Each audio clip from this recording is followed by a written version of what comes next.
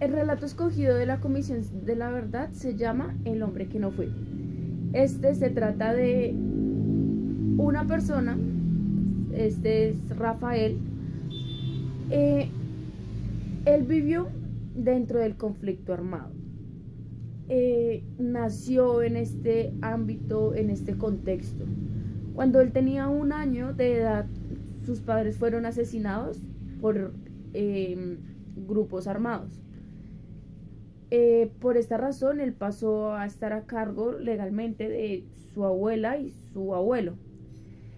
Como la economía era muy baja, tenían mucha escasez de la comida, de servicios. Em,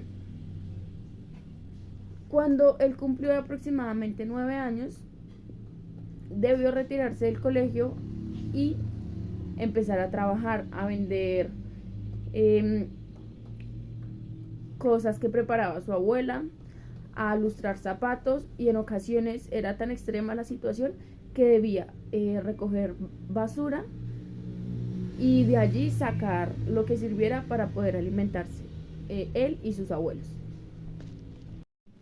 Así fue transcurriendo el tiempo para Rafael y su familia, haciendo lo posible por encontrar o obtener y suplir sus necesidades básicas. Eh, Unos años después, cuando Rafael tenía aproximadamente 11 o 12 años, empezó a existir más presencia de grupos armados de la que ya había en la región. Grupos armados como ejército, paramilitares, guerrillas. Todas estas entidades tuvieron más presencia, más liderazgo en este lugar, pues en este lugar no existía leyes de las que eh, pueden defender los derechos de las personas. A pesar de ser parte de Colombia, no se acataban estas normas, pues básicamente la ley era lo que establecía cada uno de estos grupos armados dependiendo su conveniencia. Por esta razón, Rafael tuvo que entablar una relación más directa con estas entidades. Empezó a eh, transmitir información entre los grupos que ellos por amenazas y exigencias lo obligaban a hacer.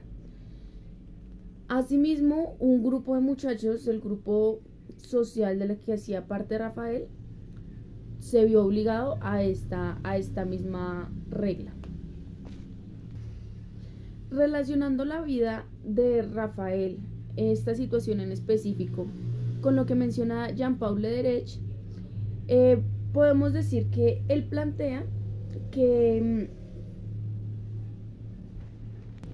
es necesario manejar estrategias de reconstrucción de paz que vayan más allá, teniendo en cuenta la relación que tiene la víctima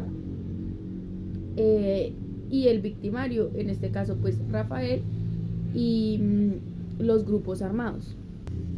Y que al observar este tipo de relaciones interpersonales que se viven en estas situaciones de violencia, el gobierno debe actuar. Pues aquí es evidente que no había presencia de algún tipo de gobierno, o había gobierno, pero no el gobierno que debería estar. No el gobierno que defiende a las personas, no el gobierno que lucha por los derechos de las personas, que hacen lo posible porque la niñez esté bien, tengan sus necesidades, tenga una educación, tenga comida, tenga hogar. En estos lugares no se encontraba presencia de orden. Era tan notoria esta presencia de caos que el contacto más directo que existía relacionado con el gobierno colombiano era el ejército, pero aún así el mismo ejército era quien vulneraba esos derechos. El ejército también violentaba, asesinaba, violaba, torturaba a las personas de la zona, y no solo en ese lugar donde creció Rafael, sino en diferentes partes del país donde nunca se ha conocido un orden de gobierno. Luego de que Rafael pasara esta información, transcurrió tiempo y en un momento ya estas personas, este grupo social de Rafael y Rafael que transmitían esta información, ya simplemente no les servía. A estos jóvenes, cada vez que llevaban esta información, eran violados por cada uno de los presentes en ese momento, de los grupos armados. Y cuando esta información para los grupos armados dejó de servir y estas personas dejaron de servir, empezaron a circular un anuncio en papel indicando que todos estos jóvenes iban a ser asesinados. Eran 32 jóvenes contando con Rafael. Iban a asesinar cada uno de ellos. Y el anuncio decía por sidosos, haciendo referencia a que eran personas que poseían el SIDA o tenían en su cuerpo el SIDA. Acá se relaciona la moral que menciona Jean-Paul, quien menciona que para plantear una moral, para hacerse propio de la moral, hay que también aplicarla en sí mismo para que también se pueda ver reflejado en otras personas. En este caso es evidente pues la falta de moral que han tenido estos grupos armados, pues además de que los juzgaban sin ser cierto, porque Rafael en realidad no tenía SIDA, pero él, al ser violado, era catalogado como homosexual. Las personas homosexuales han sido también catalogadas como personas que poseen esta enfermedad sexual con más frecuencia. Es así como eran juzgados por su orientación, porque en realidad estos jóvenes eran un grupo de jóvenes homosexuales, y por las relaciones que los obligaron a tener con estos grupos armados, a pesar de que estos hombres que hacían parte de los grupos armados eran quienes los obligaban. O sea, ellos mismos también hacían parte de ese grupo de los que era juzgado Rafael, con los que fue juzgado Rafael, y aún así fueron perseguidos y cada uno de ellos fue asesinado. Al momento en que le tocó el turno de la lista a Rafael, llegaron a su casa y él tuvo que esconderse. Su abuela lo negó y tuvo que huir de la región. Él tenía 12 años cuando esto sucedió. Al huir, pues él se fue. Si en su hogar tenía faltas, le faltaba pues la economía, la comida, al huir pues estuvo muy abierto a diferentes dificultades que tuvo que pasar. Cuando llegó a otro lugar, escapando de estos hombres para poder sobrevivir, tuvo que trabajar en una casa limpiando la misma casa, haciendo aseo general. En la misma casa, el hombre, pareja de la señora que lo contrató, también lo violaba, y de esta manera él tuvo que irse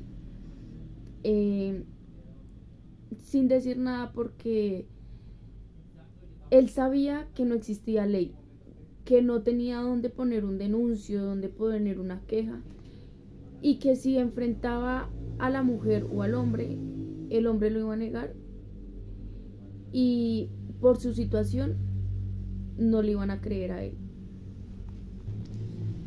Como él ya se identificaba como homosexual, al momento de ingresar a otro trabajo, que fue como trabajador sexual, le exigían tener un nombre artístico. Es así como él empezó su transformación a hombre transgénero. Aquí pasó a identificarse como María. Tuvo que trabajar muchos años en este lugar como trabajador sexual o trabajadora sexual, hasta que un día llegó al pueblo un circo. Él le interesó y definitivamente quería salirse de esa vida, entonces buscó trabajar con el circo. Como las personas se burlaban de hombres que se vestían y se maquillaban como mujer, él debía básicamente de esta manera, con esa identidad, hacer un show dentro del circo. En este lugar, pues, aunque era difícil el hecho de que se burlaran de él por su situación, por su identidad de género, pues tuvo más comodidad a comparación del trabajo anterior como trabajador sexual. Pero en una ocasión él se fracturó, entonces tuvo que retirarse nuevamente, pasando necesidades sin poder trabajar. Buscando diferentes trabajos, un hombre que estaba presentándose estaba presentando una campaña política, la contrató para ayudarle con su campaña, y le prometió que en dado caso de que ganara, la podría incorporar dentro de los proyectos que pudieran plantear. Es así como ella poco a poco se fue vinculando a la política, empezó a ser una persona activista, defendiendo los derechos de las personas que hacen parte del grupo LGBTI+.